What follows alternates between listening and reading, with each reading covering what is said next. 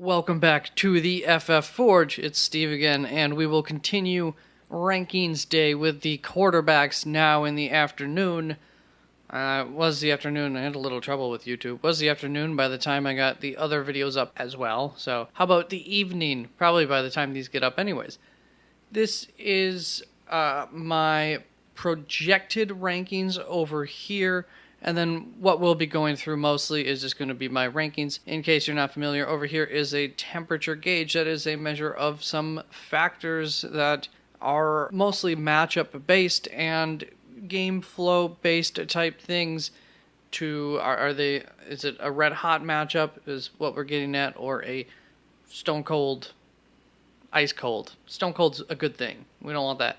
So, or is it an ice-cold matchup being like the blue? Are factors working in favor of these players or against them in terms of whether they'll potentially are likely to hit their floor this week, or potentially more likely to be hitting their ceiling or going above their ceiling for this week? And then these are the expected ranges over here, which is there's an over 50% chance that these players will finish within these numbers on a week in and week out basis. What we are doing here with the quarterbacks is I will be looking at some of the players that I have the biggest difference between myself, my own rankings here, and the ECR, and these are subject to change as we get closer to Sunday. Other than that, I think we're ready to go. And you can find the updated rankings up on the website at www.theffforge.com. There is a link down in the description. I will have those uploaded tomorrow on Thursday. They'll probably be the same at that point in time. That said, this is the only place where you will be able to see the projected rankings, the order in which my projections ended up ranking these players, which is a number that you do not see on the screen. It is top secret. There's a lot to say for these rankings. For the most part, it's really good, but it can also, just like all of us, just like anybody, I mean, this is such an unpredictable game, but it can hit big or it can swing and miss big too sometimes. So I like to always use these as far as DFS goes, especially with incoherence.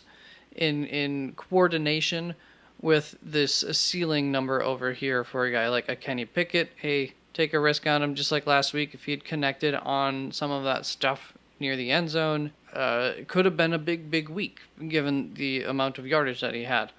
So that's my sell. Let's get to these rankings for the quarterbacks. The top 12 quarterbacks go as so. I have Josh Allen, Lamar Jackson, Jalen Hurts, Patrick Mahomes. Exact same order as ECR. Same with Kyler Murray there at 5. And then Kirk Cousins, Tom Brady, Geno Smith, Joe Burrow, Justin Herbert, Aaron Rodgers, Jimmy Garoppolo. That's my top 12. Kirk Cousins is one of the ones that I have higher than ECR this week. Swing and a miss on my projections or my rankings for him last week, and was not recommending him, but he ended up doing pretty good. So this week he's up at 6. So probably don't play him. ECR on him is 9, so I am 3 spots higher than him than the ECR. And he is 12 over here by the projected rankings. So whoever you want to listen to, he's definitely in that start territory. Then Justin Herbert's going to be a similar story here. I have him at 10. The ECR on him is 6. I am a little surprised that Justin Herbert is so high in the ECR. But at the same time, it kind of gets pretty, I won't say ugly, but pretty muddled pretty early on for the quarterbacks still, as things are settling in. And we are still believers in the Geno Smiths. The Carson Wentz, we've had some reality checks on. Jared Goff's not out there this week, so there's some of that playing in, some of the bye weeks. So, yeah, Justin Herbert going up against Denver this week. A little bit concerned about that. That's a very tough defense. Doesn't allow a lot of players to look very good. So I agree with this floor and this ceiling for him. More so the ceiling than the floor. That there is some concern as to much upside with him this week. And I think you could find more upside in your top 6 than that. That is mostly why I have these players ranked ahead of him. Then Jimmy Garoppolo, I have him at 12. The ECR is in at 17 on him. I'm trusting my ranking and my projections on this one. I can guarantee you if you gave me a blank slate, I would not have had Jimmy Garoppolo in my top 12. If you know anything about my opinions on him, is that he is a waiver wire option every week and not one that I'm specifically usually going to end up targeting. I know this for a fact because last season I passed up on him for someone else a lot of weeks, and I didn't necessarily make a mistake most of those weeks on passing up on Jimmy, because there's almost always somebody else who was, did better than him. Somebody who was on my radar, who was between the 2 or 3 quarterbacks that I was thinking of taking that week. And he was always like number 4 on that list as far as who I wanted to take. And yeah, I'm as high as I've ever been on him this week. Once again, trusting those projections and not scared away with that matchup going up against Atlanta for this week. Then Daniel Jones right behind him, somebody who I've been talking up a little bit for like 2 weeks-ish now. And I came into the season pretty high on him comparatively to a lot of experts. And I think it's really just taken that offense of the coaching staff and him a little longer to get together, get comfortable with each other than it's taken some others. But I'm a believer that he is a high-end flex at this point in time. And going up against that Ravens defense this week gives me some confidence that he won't have a bust game. Then we move down to Russell Wilson. I have at 16. The ECR on him is 12. I'm pretty much looks like right where my rankings had him. Not really on purpose. It just came to I have Carson Wentz over him, even though my projections don't. I'm weary about the fact that Russell Wilson can take advantage of a pretty good matchup here. So, solid streamer. I'm not going out of my way to get rid of him if he is my quarterback, in terms of picking up somebody to start over him. I would feel comfortable enough rolling with him this week. I didn't put him at 16 because I don't like him at all. It's just kind of how things worked. Then I have Teddy Bridgewater at 17. The ECR on him is 25. I'm pretty sure that just has to do with the fact that we don't know if Teddy Bridgewater is going to start this week. So I just have him ranked like he were starting. Going up against the Minnesota Vikings, I almost said Miami.